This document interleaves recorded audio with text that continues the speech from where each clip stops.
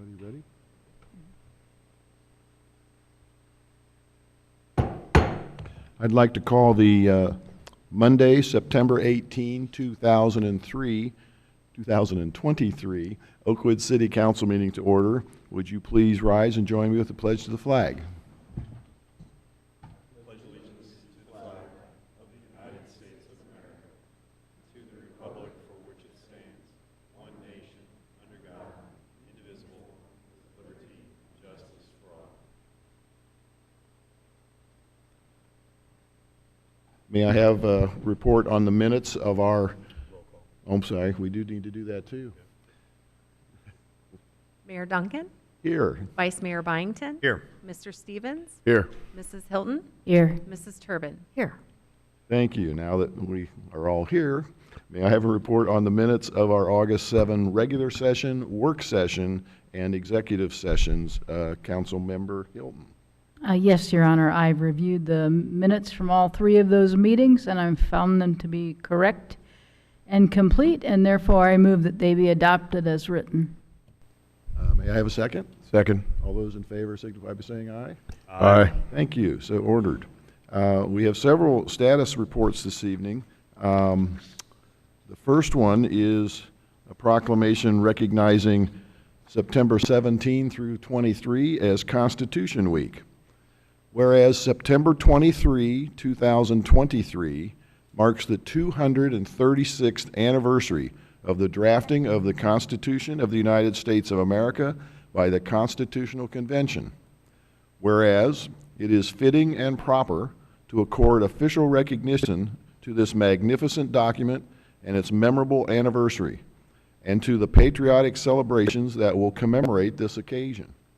And whereas Public Law 915 guarantees the issuing of a proclamation each year by the President of the United States of America, designating September 17 through 23 as Constitution Week. Whereas the preamble of the Constitution of the United States of America states, "We the people of the United States, in order to form a more perfect union, establish justice, ensure domestic tranquility, provide for the common defense, promote the general welfare, and secure the blessings of liberty to ourselves and our posterity, do ordain and establish this Constitution for the United States of America. Now therefore, under the power vested in me, I, William D. Duncan, Mayor of the City of Oakwood, hereby proclaim the week of September 17 through 23 as Constitution Week, and ask our citizens to reaffirm the ideals of the framers of the Constitution had in 1787 by vigilantly protecting the freedoms guaranteed to us through this guardian of our liberties, remembering that lost rights may never be regained." Thank you. And the second status report we have, our city and our finance director, Cindy Stafford, CPA, who is here this evening, received yet another Auditor of State award from Keith Faber in recognition of outstanding financial reporting, which includes things like no audit adjustments by the auditors, no question cost, and compliance with all of the rules and regulations that our city is required to do under our charter, as well as state laws for receiving of public funds. And only about 8%, I believe, of the jurisdictions, the political jurisdictions in the state of Ohio, both cities, counties, townships, school boards, and the like, receive this prestigious honor. And I'd like to personally, on behalf of City Council and city staff, congratulate you, Cindy, for yet another year of outstanding financial reporting. And we appreciate very much your efforts, as well as those of your staff, in receiving that award yet again. Thank you.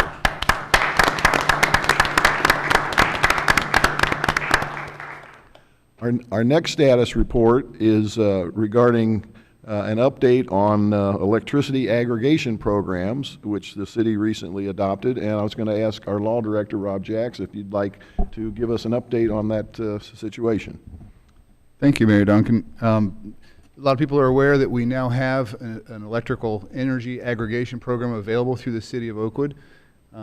When you pay an electric bill in Ohio, you pay a couple of different components on there. One is the delivery component, which is the wires, the infrastructure that gets electricity to your house, and AES is our local provider. They keep that money.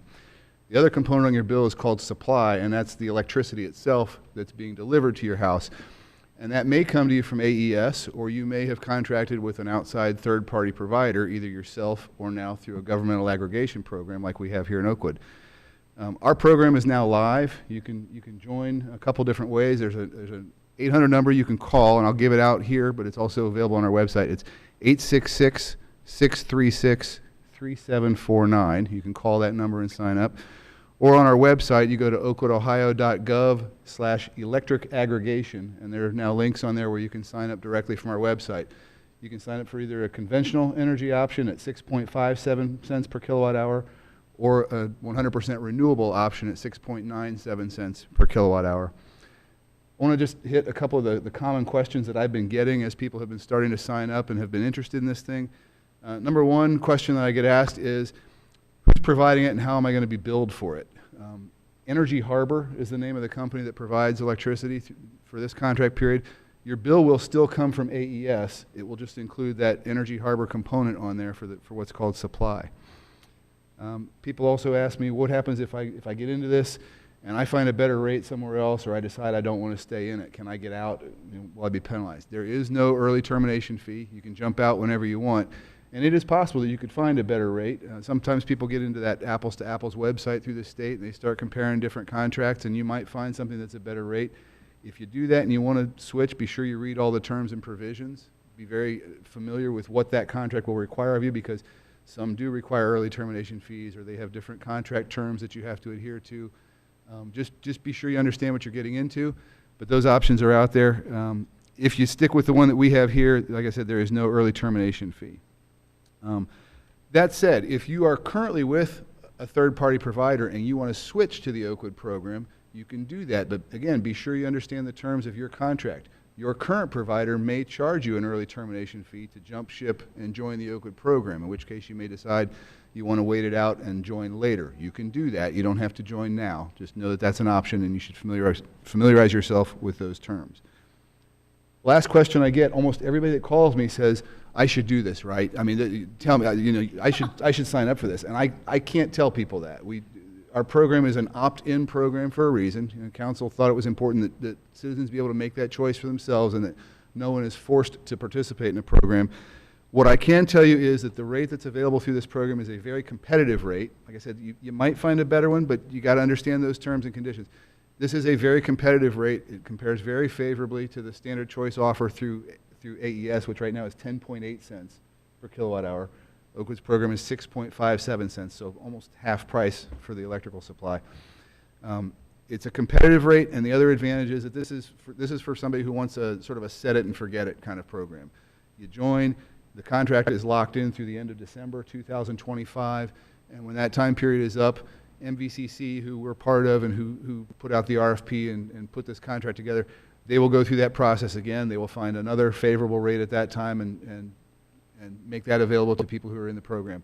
So, like I said, it's a set it and forget it kind of option. You just kind of sign up, and you don't have to think about it. You don't have to watch for when your contract expires or what happens if I want to do this or I want to do that.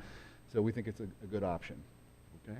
It sounds like 6.57 is better than 10 point something. I am not a professional mathematician, but I agree. Well, I know Cindy Stafford, CPA, she's a CPA as well as myself, and we've always been taught that 6.5 is better than 10 point whatever. Okay. Yes. I know that's one of the services that we offer to the citizens through the Miami Valley Communications Council. I just wanted everyone to know that Rob Stevens is our council representative to the Miami Valley Communications Council, and I believe you're currently the chair. Is that correct? Do you have anything else you'd like to add regarding this? No, Rob covered it, but MVCC, the staff over there does a phenomenal job of coming up with new ways to not only support that entity, but also the 8 communities and that are members, and then the other communities that do tap into these resources. There's a lot of different things MVCC does for the community. Actually, I touched on that a few meetings ago. But Yes. thank you, Rob, for that report, because I'm sure there's a lot of people that can take advantage of this opt-in procedure. Okay. We also have a couple staffing changes, and Rob Jackson would like to report those to the citizens. Thank you. Just kind of an update on some things that have happened here on city staff. Back in May, I believe it was, Jennifer Wilder left the city to take a job with Washington Township. She was our Director of Personnel and Properties, which was, it was a position that I think suited her, but it's kind of an odd sharing of two kind of unrelated sets of duties. She oversaw planning and zoning matters on the one hand, but then also divided her time and was overseeing human resources, which I think was probably a big ask for one person. What we've done is we've kind of changed that up in our organizational structure. I'm pleased to announce tonight that Ethan Kroger has been promoted from the position of Code Enforcement Officer. He's now the Planning and Zoning Manager. He will be overseeing all the planning, zoning, and property maintenance tasks here in the city, as well as supervising a part-time Code Enforcement Officer, J.T. Ferguson, who's been hired. So you may see J.T. out and about hanging yellow door tags on properties and things like that. The other change that was made is we hired Sangeeta Anand from the city of Centerville. She comes to us with about 17 years of experience in human resources for the city of Centerville. She's been a great addition to our team here, kind of heading up the human resources here. She's our human resources manager. I think she's here tonight. They are both here. I see them in the corner. Ethan's over here in the corner, and Sangeeta's over there as well. You can stick your hands up if you like. Could you guys come up and stand in front of the podium so the people at home can see you? You do not need to make a speech. I need 10-minute speeches from each of them. 10 minutes. It's an essential part of this that we bring you up and embarrass you Right. publicly. So, And there will not be a test, but these are Ethan's promotion and Sangeeta's. We welcome you. Congratulations. And let's give them a round of applause. Thank you. Thank you very much. That concludes our status reports this evening, and we do have several visitors here. This is the fun part of council meetings when we get to do the Beautification Award winners. We will do that here shortly, but first I'd like to ask Oakwood resident Christopher Connard to come up and talk about the Oakwood Teen Court. Welcome. Well, thank you, Mr. Mayor and councilors. I believe Mr. Jacks has provided you with a report on teen court. We got off to a little bit of an unusual start just because of COVID and getting the jurors, or I should say the judges, impaneled. But it has been an interesting experience. It's been fun. Because of coaching and other things, I know a lot of the kids personally who signed up to be judges. And I think that something I didn't realize when I became the advisor is the interaction between the teenage judges and the teenage, typically traffic offenders, but not always, is an interesting dynamic. And is these young men and women have to sit there and weigh aggravating, mitigating factors with each case, and each one's a little different, and find that balance of justice. It's not always a bright line. It's not always the same line, because you've got to take each case as it stands. And it's been a really interesting and fascinating experience as an adult who's been involved in the justice system for 3+ decades, to watch these young men and women adapt to that process, and they have innate understanding of what fairness is. And it's really kind of been, I expected it to be somewhat rewarding, but I didn't expect it to be as rewarding as I've personally found it to be.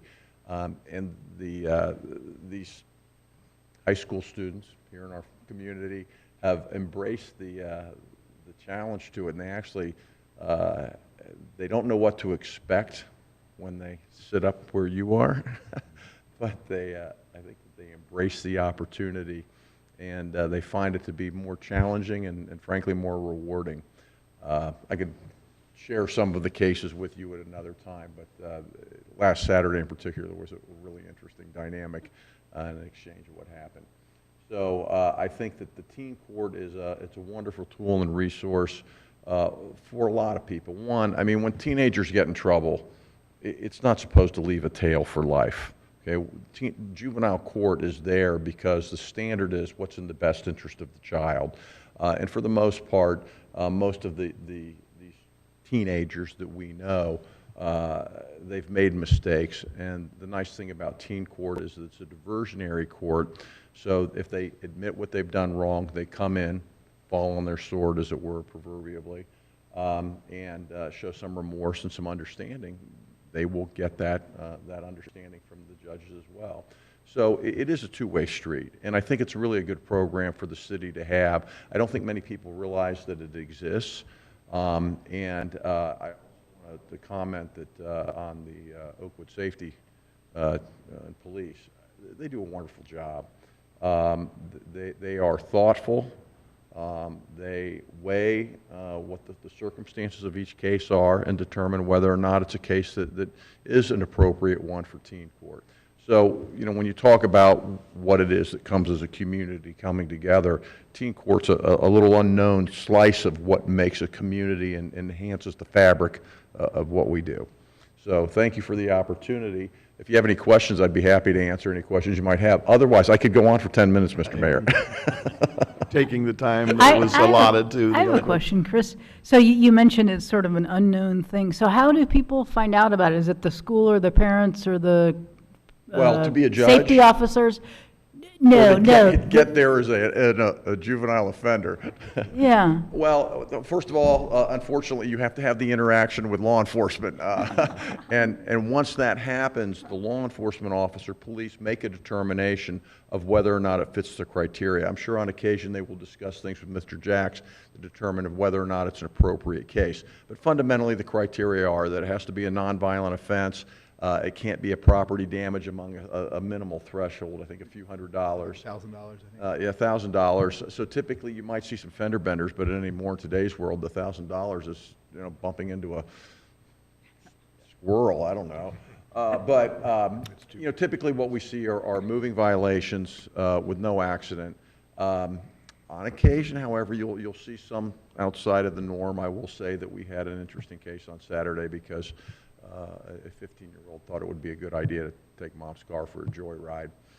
And that led to an interesting dynamic with the teenagers as they decided what was an appropriate form So of it's punishment. the Oakwood Safety Department is aware of this, and then do we help kids from other jurisdictions? Yes, actually. Are they aware of it? If the offense is committed in Oakwood, Oh, and you are a teenager, and you otherwise meet the criteria, you will be directed to teen court with one big condition. You have to admit that you did it, because it's a diversionary court. Okay, thank you. So if you want to deny it, you're going downtown. Okay, very good. Well, thank you, Chris. You know, Chris is of one of Oakwood's great citizens. He's an attorney with Coolidge Wall and one of the volunteers, of which we have many, serving our fine city, and we appreciate your efforts. Thank you, Mr. Mayor. Thank you for coming. All right, now it's time for our July and August Beautification Award winners. I think what we're going to do is have a video and show the different homes that have received awards, and then after that, I'll come down front and Carol will assist me, and I'll call your names, and we have an award for you to hand. And if you receive an award and you're not here, you know, we'll make sure that gets to our award winners. So we'll turn it over to Lori.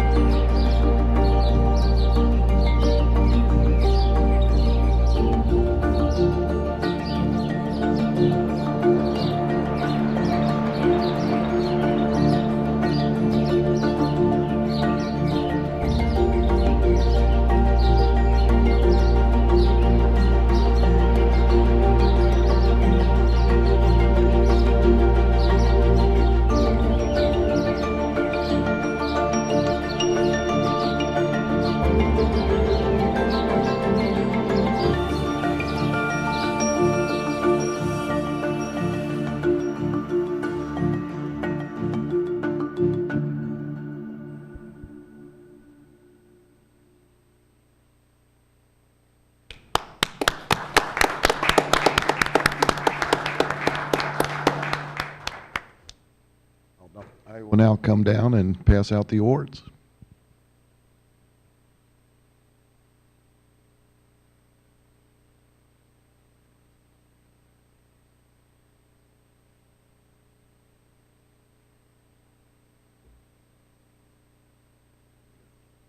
July, okay. The first one is David and Carolyn Sheff. They are not here. The reason that I know that is I play in a golf league with David, and now I know why he beats me every single time. He was the one with the putting green, and the first putting green that we saw in his backyard. So we will make sure that that gets to David and Carolyn. The next one is 227 East Dixon Avenue, and that's Aaron and Kathleen Delado, and I don't believe they're here either. Okay. Next is 232 Collingwood Avenue, Therese Nyholm and David Becker. Are they here? All right. There must be a baseball or football game going on tonight. Maybe that's it. Okay. Next is 247 Foyer Boulevard, Rachel Kostoff. Is Rachel here? All right. Next is 315 Wiltshire Avenue, Mark and Denise Kemper. All right.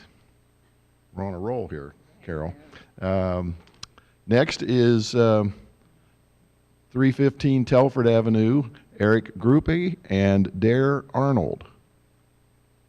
We've got extra postage this month. Okay.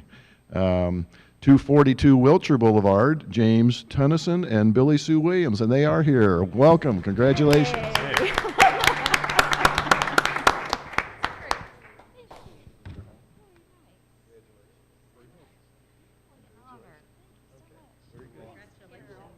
Okay, yes. Well, that's great. Yes. This is one of our, we have a property maintenance committee, and one of their duties, in addition to telling you to, trim your trees and paint your garage, is we like to reward people that do excellent work with their homes. The next one is 413 Corona, Andrew and Carly Hall. She is here. Welcome. Congratulations.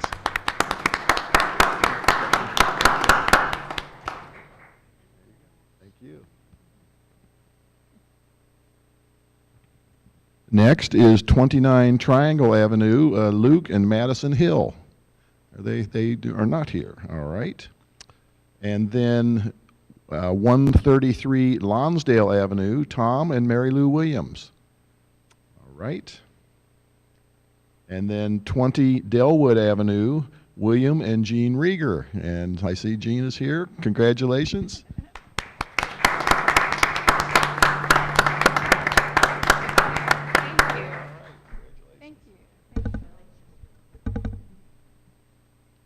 And then 1400 Runnymede Road, Judy Heller.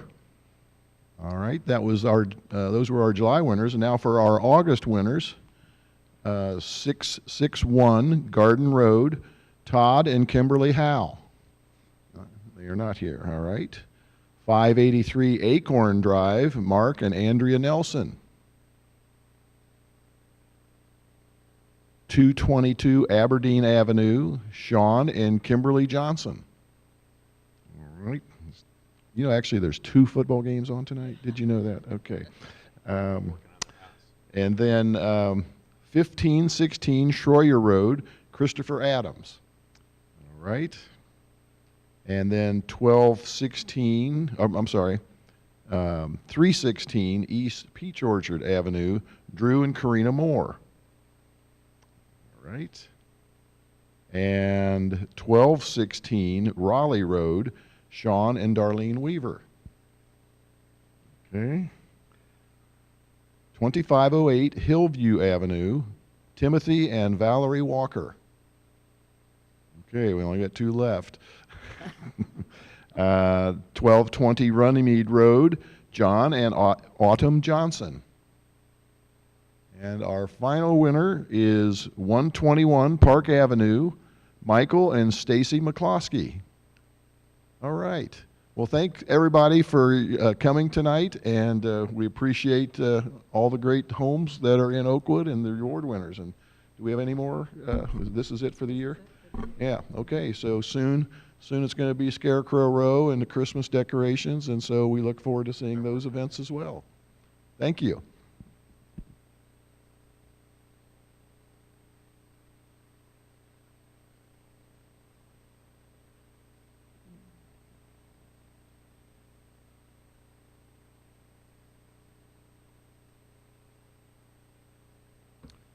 Okay, this is after these two visitors. The next part of our agenda is for anyone else who wishes to address council tonight. This would be the time for you to come down to the podium and state your name and address for the record. If anybody wishes to address council, this would be your time. Okay, we see somebody in the back. Welcome. Evening. Andrew Lloyd, 465 Kramer Road. Welcome. So, yes, Oakwood resident, born and bred in Kettering, just the other one. According to President Eisenhower, Joseph Dash shortened World War II by 2 years and saved tens, if not hundreds of thousands of lives across the Alliance. Furthermore, the Medal for Merit recipient, brilliant NCR engineer, UD alumni, and Oakwood's Greenmont Boulevard resident played a pivotal role in shortening the horrors of the Holocaust by untold hundreds of thousands. The secrecy surrounding the Enigma machine code-breaking efforts in this area meant that little information could be released for decades. But now, with much more known about the positive impact Joseph Dash had, we believe the time is right to have him recognized in his hometown of Oakwood. Now, I propose that the recently leveled plot at 1313 Far Hills Avenue, being located immediately opposite his home area of Greenmont Boulevard, be converted into a low-maintenance, biodiversity-friendly park commemorating Joe Dash. With its proximity to Oakwood Junior and high schools, the space could be used to support environmental activities within the syllabi. As city allocation, donations, and grants be achieved, it could be further developed for STEM activities to include donated solar photovoltaics and modern technologies. Initial feedback from school members, teaching staff, Wright Memorial Library, local environmental leaders, and Oakwood residents has been extremely positive. And they are supportive both of a Joe Dash commemoration, but also to connect it to this a proposed multifunctional educational park. This is my passion in many respects, and hopefully many of you will have seen in Oakwood Living a write-up I put in the most recent one on Joe Dash. The Cincinnati Enquirer once complained that the British never recognized Joe Dash. They can be forgiven, I believe, 3,000 miles away if we are yet to do so fully here. And I submit my case. Right. Thank you very much for your time. Thank you for your comments. We will take a look at that and under consideration. Okay, thank you. Does anyone else wish to address council at this time? I thought you might be back there. Welcome. State your name and address for the record, please. Leanne Fulford, 219 Orchard Drive. And I am here, it's September, and it's Suicide Prevention Month. So I just wanted to thank the city for all you do to help our citizens be protected from suicide. I was hoping Chief Allen would be here because he has done such a great job training his officers in assist and other very important life-saving methods. And I would be remiss if I didn't share my statistic I always share. Suicide does not discriminate. That's one thing that affects every single economic, racial, you name it, demographic. Some demographics get hit worse, but here's the thing. We put a lot of effort into protecting our children, and I'm very much into youth suicide prevention. And it's interesting to note that since Columbine, less than 200 students have died in a school shooting. But 5,200 students die every year by suicide. So if we can keep that as our focus, and the city's doing great, the school is wonderful, Dr. Gupta has been doing a wonderful job as well, following in Dr. Ramey's steps, I think we can make our community suicide safer. So thank you for your time. Very good. Thank you for all you do. Thank you for your comments. We appreciate all your service on behalf of our city as well. Anyone else wish to address council at this time? All right. Well, hearing none, we will then close the visitor section of our meeting, and we will go straight to legislation. And Vice Mayor Byington has a resolution. Yes, Your Honor. This is a resolution appointing our law director to serve on the board of the directors of the Dayton Regional Energy Special Improvement District. The city is a participating member of the Dayton Regional Energy Special Improvement District, or an ESID. ESIDs are authorized by state law as a mechanism that allows residents and local businesses to finance certain energy efficiency projects through special assessments. Since Oakwood is a participating member, council is required by law to appoint a person to serve on the Dayton ESID's Board of Directors. Our previous appointee no longer works for the city, so I'm introducing a resolution to appoint the city law director to serve on that board. And I make the motion that council adopt this resolution. Do we have a second? Second. Do we have any questions or comments for Vice Mayor Byington? Hearing none. Lori, would you please call the roll? Mayor Duncan? Yes. Vice Mayor Byington? Yes. Mr. Stevens? Yes. Mrs. Hilton? Yes. Mrs. Turbin? Yes. Thank you. And I believe Vice Mayor Byington has another resolution. Just one more. This is a resolution accepting the amounts and rates as determined by the Budget Commission and authorizing the necessary tax levies and certifying them to the county auditor. Each tax year, the Montgomery County Budget Commission is required to certify its determination of the millage rates and amounts the cities will receive from its existing property tax levies. For 2023 through 24, the Budget Commission has determined that Oakland will receive $1,268,666 from inside millage and $472,969 from outside millage tax levies. These figures are consistent with the city's projections, although it should be noted that the outside millage figure is lower than needed because it assumes the expiration of a 3.75 mil levy at the end of this year. That levy is on the ballot for renewal in November, and as a renewal, it will not raise property taxes. This is our annual resolution to accept the county's determination, so I make the motion that we accept this resolution this evening. Second.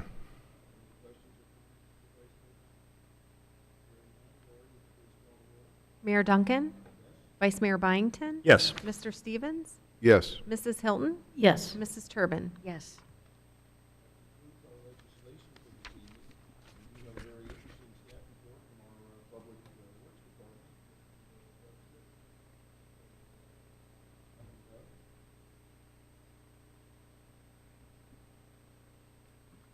Thank you, Mayor, Vice Mayor, and Council.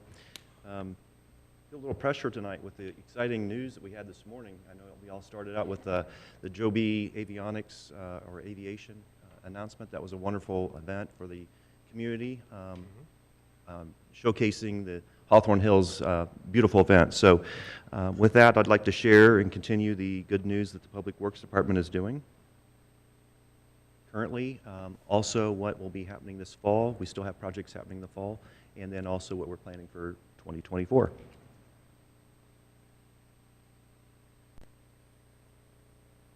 We'll begin with our resurfacing project.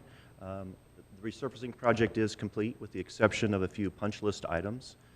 We did a unique portion of, on the map in the green section, East Shantz was a concrete surfaced street. We milled that down and we put asphalt down, converted that to an asphalt surface street. We also did Lookout Drive, Acacia, East Thruston, Hathaway Road, and a couple of alleys in the northeast part of the city. The total estimated cost, the actual cost was $556,670, just a little bit less than our estimate. Our sidewalk, curb, and driveway apron program, the work was started around Harmon School, and it was completed just before the start of school. So that area had quite a bit of work that we completed prior to school. The contractor's also currently in the southwest part of the community, continuing work there. It is Adlita Construction. They're a new contractor for us. They also have the next project that I'll show, which is on Far Hills. The total bid cost for the sidewalk, curb, and driveway apron project was $229,000. I just mentioned this, Alita Construction is also the contractor for our Far Hills isolated curb and inlet top replacement program. So a couple pictures there show the inlet tops that are deteriorated, very large concrete tops. We are waiting for those tops to come in. They have saw cut, and I know a lot of you have seen that on Far Hills, saw cut for the curb replacement, but they're waiting to get these inlet tops in. They're coming in precast from a supplier. Our total estimated cost on that project, $297,396. This is a large project that is currently on Delwood. It is in the Delwood, Far Hills 4, and soon will be on Devereaux. This is a large storm sewer replacement project. Resident just mentioned 1313 Far Hills. That property and home was purchased by the city to accommodate this project. The storm sewer went under the house, so the house was demolished to accommodate the project. The contractor is Kinnison Excavating, and they're, I would estimate, probably about a third of the way done. We will have some traffic control on Far Hills Avenue that will limit some lanes similar to what's done now. We will have a crossover. We will have a press release, and we have a project update site on our website that people can log into or subscribe to and get updates if they wish. That total estimated cost for that project is very large, $2.1 million. And like I said, it will be, duration will probably be yet throughout the year.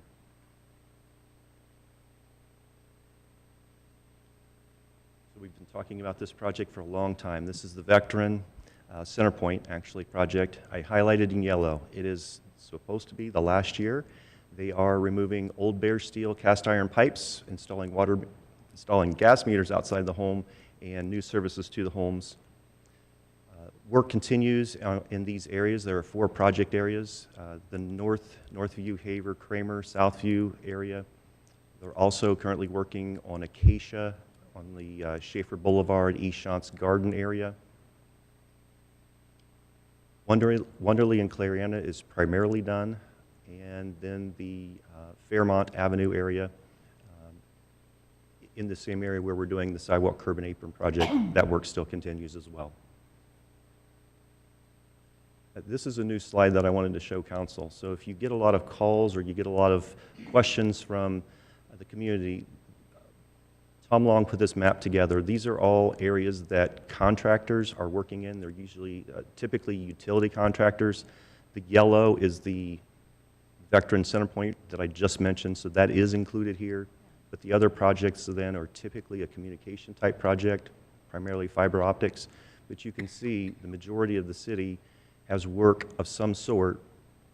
It's not all underground. It could be some aerial work, but there are a lot of contractors, at least throughout 2023, that we've been trying to monitor and keep some track of where they're at. So if you've had constituents talk to you about areas of construction, it doesn't surprise me based on the map that we have and all the areas showing construction work.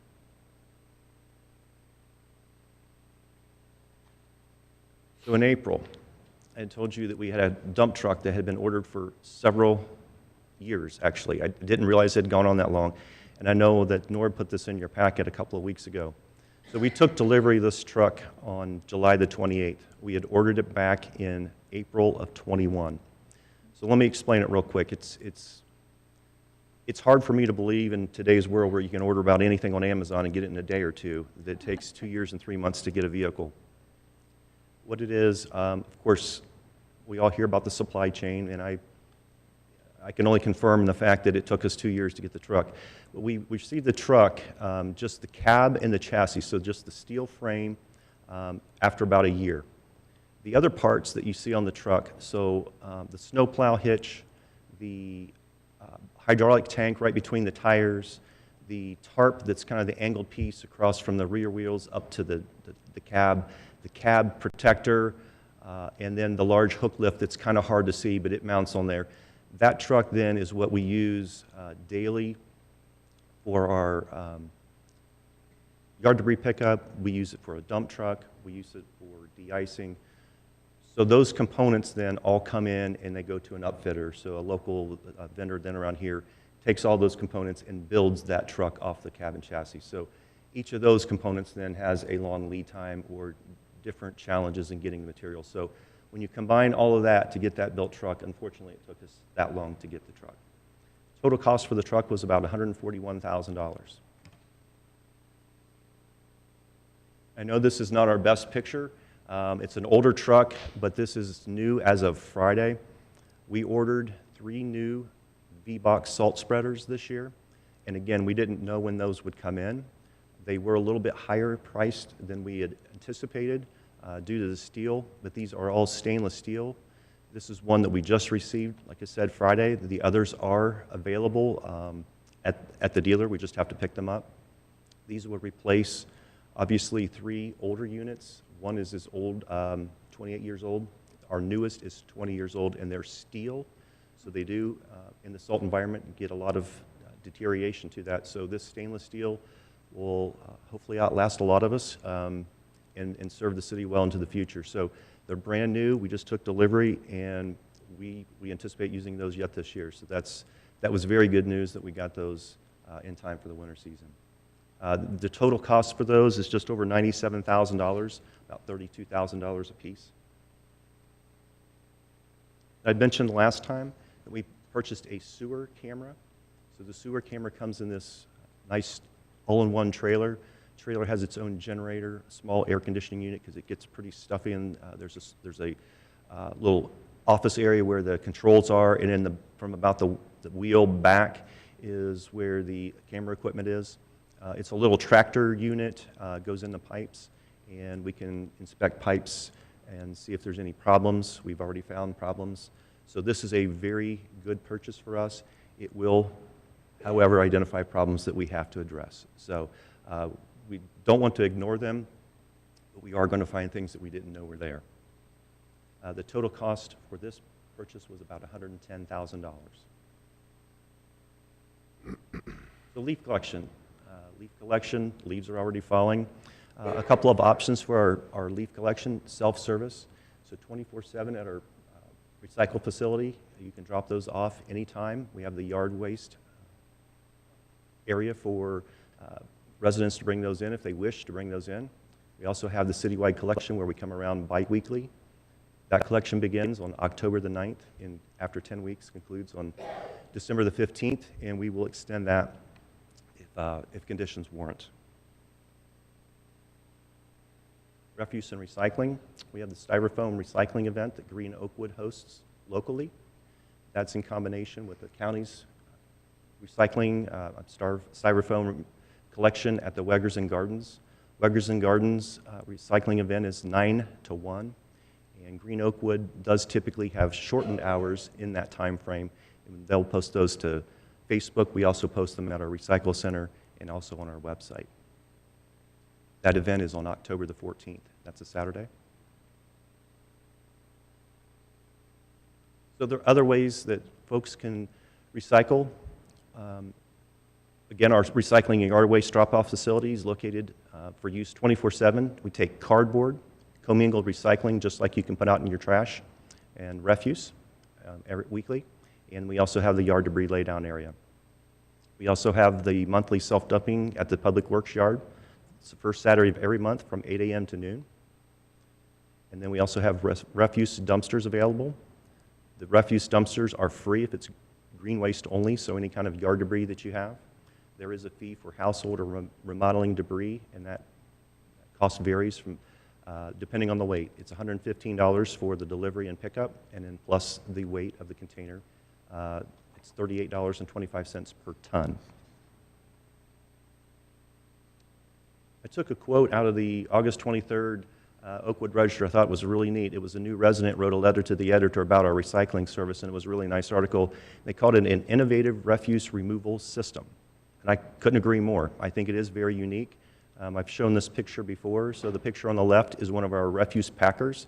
The recycling side is the smaller side on the left. The refuse side is the smaller side on the right. Those are both compactors, and they are separated. And then the scooter on the right, you'll notice that the refuse and recycling are flipped because when they back up and they're back to back, those refuse and recycle sides then line up.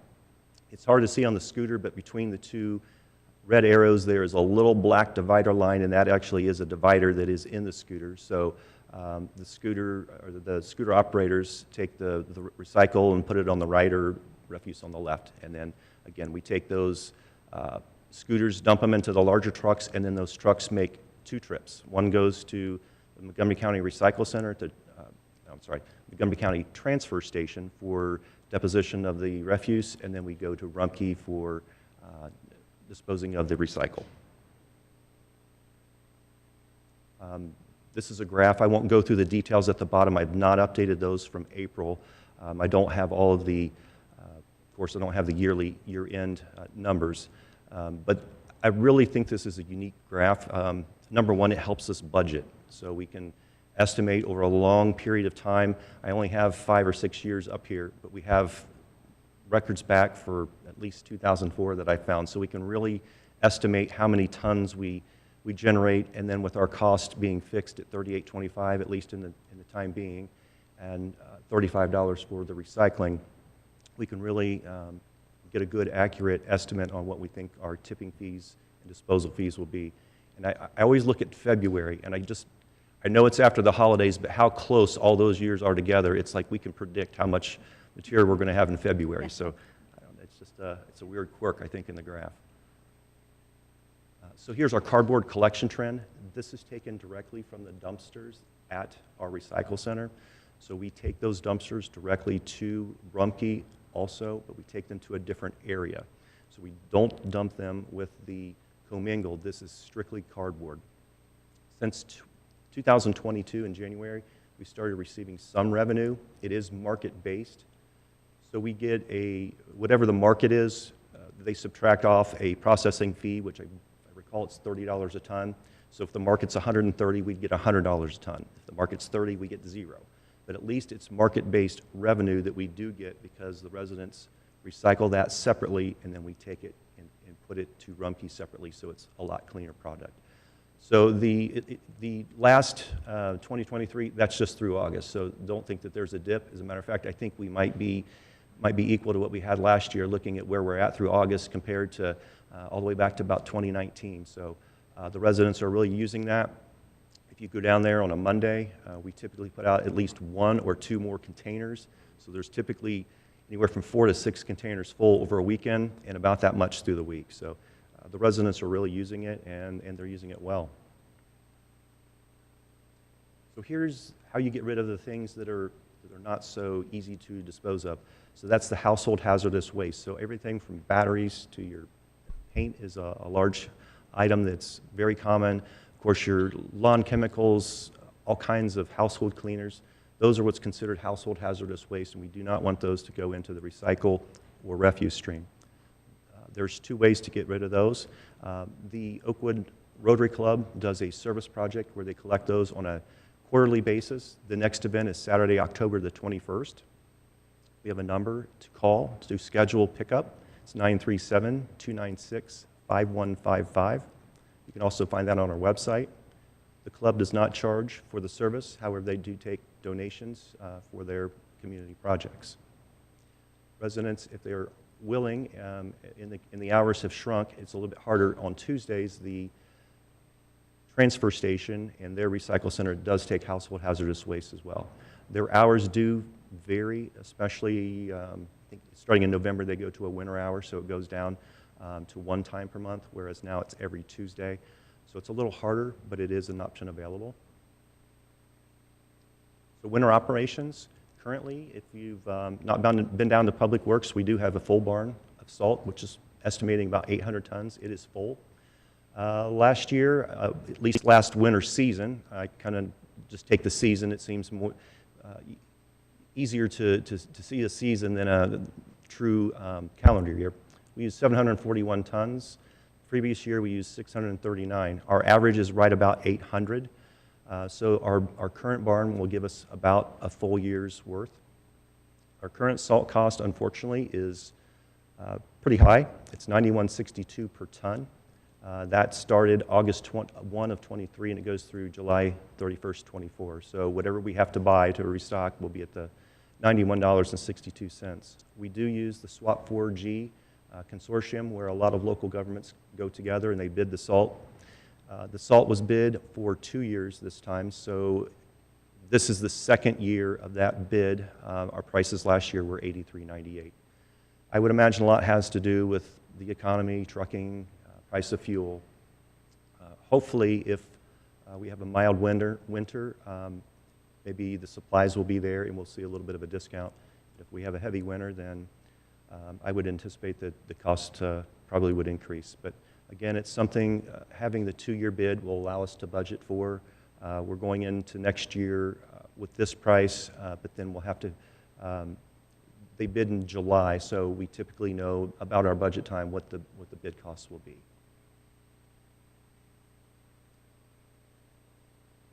So personnel changes. About a week ago, we were informed, Veer Mason, if any of you remember Veer, he was a 20-plus year employee. He retired last year, December of 2022. We were informed about 2 weeks ago that he had passed away at his home. So it's heavy hearts that we thank Veer for his service and recognize his family. We also have, we're excited to welcome 2 new employees. One we have identified by name, Jacob Der-Sarkeesian. He will start officially with us on September 25th. He is currently working with us as a summer seasonal worker. The other service worker will start very soon. It could be September yet or October. He's not made it through his complete inboarding process, so we didn't list his name. But he will be starting with us very soon. That will give us a full staff.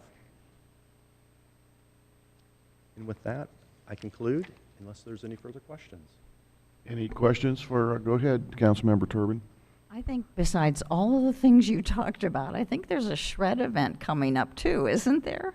There is, and I forgot to put that on there. It is September the 30th. It's a Saturday, and it's from 8 to 11 at the Public Works Center. 8 to 11. Thank you. I'll be there. Thank you.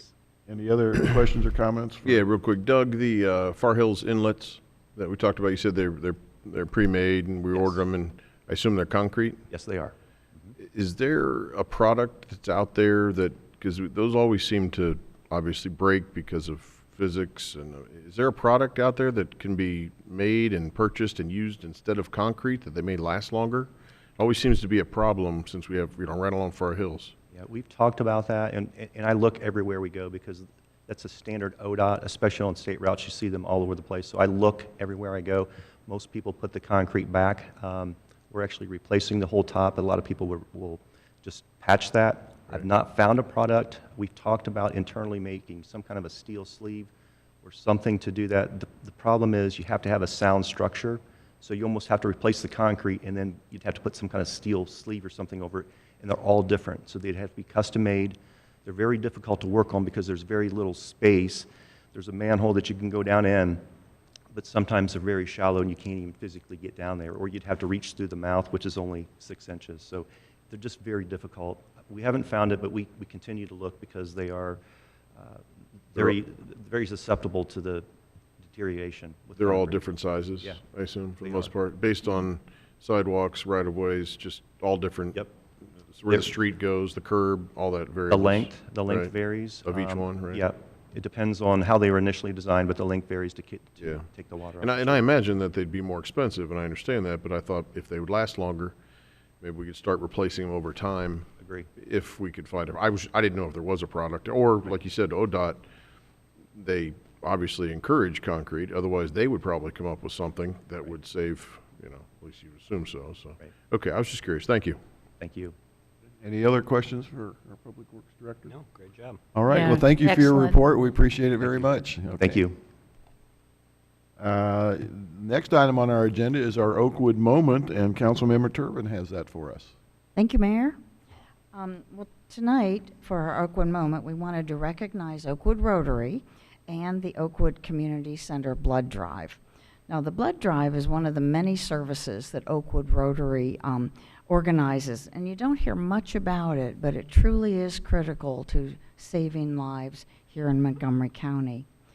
At the August 25th meeting of the Oakwood Rotary, President Joe Scott presented 3 Service Above Self pins to Carol Collins, Pam Gels, I hope I'm pronouncing her name right, and Polly Petricola for their outstanding work with the Oakwood Community Center Blood Drive.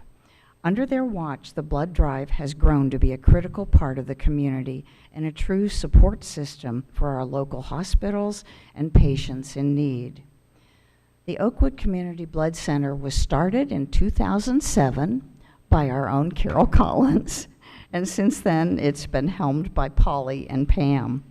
From 2007 to 2023, our Oakwood Blood Drive has delivered 4,258 units of blood. And it's a little known fact that out of the 164 active blood drives that Montgomery County holds each year, the city of Oakwood is in the top 5 for units of blood received. And that's something to crow about. According to Donna Tescher at the Community Blood Center of Montgomery County, the dedication and commitment to blood donation and saving lives in Oakwood is amazing. The Blood Center, area hospitals, and patients in need truly appreciate their generosity. The city of Oakwood is critical to our success. So hats off to the Oakwood Rotary, to Carol Collins, Pam Gels, and Polly Petricola for their ongoing and tireless support. And a special thank you to all of you in Oakwood who donate your blood so it is available for those in need. And lastly, you may have heard that the Community Blood Center has a new name now. It's called Solvita Blood Center, and the name comes from the word soul for son and vita for life. And while the name has changed, their mission has certainly remained the same, and that is to keep the area hospitals stocked, connecting lives, and sharing life. Thank you. Thank you. I know earlier this evening, Chris Connard was here, for our team court, and I know Chris, I think, has previously served on the board of Solvita, Yep. and he may still be on it. I'm not certain, but I know he previously served It's there. amazing. Yeah. Little Oakwood. Little Oakwood, that's right. Okay, we do not have a city manager report this evening, but we'll go immediately to council comments. Councilmember Turbin. No comments. Thank you. Councilmember Hilton. No comments, Your Honor. Councilmember Stevens. No comments this Oh evening. my gosh, oh gosh. Vice Mayor Byington. I've got nothing. Well, unfortunately, I have a letter I would like to read, and it's a really brief one, but it came to our Public Safety Department from the Harmon School principal about a month ago, and it said, I want to share another example of how impactful your department's partnership is with Oakwood Public Safety and the Oakwood schools, and how much I deeply appreciate you. Last night at our open house, Officer Payne stopped in to say hello and walked throughout the building while families were buzzing about. A new family from Texas approached me with their daughter, explaining that coming from Texas and their proximity to Uvalde, their daughter had a lot of apprehension around school safety, and could I please share some of the protocols and systems we have in place. Of course, I ran through our locked doors, cameras, drills, bolo sticks, etc. However, I told them our greatest asset was your partnership and presence in our community and our schools. Right about that time, Officer Payne walked through again, which couldn't have been better timing. The mom said they had actually seen him walking through and how much better they made her daughter feel. You never know how much a small gesture can impact another. And yesterday, Officer Payne's presence made a little girl feel a little safer about her new school. Thank you for making a big difference for her, her family, and our school. Thank you for continuing to be the incredible partners you are.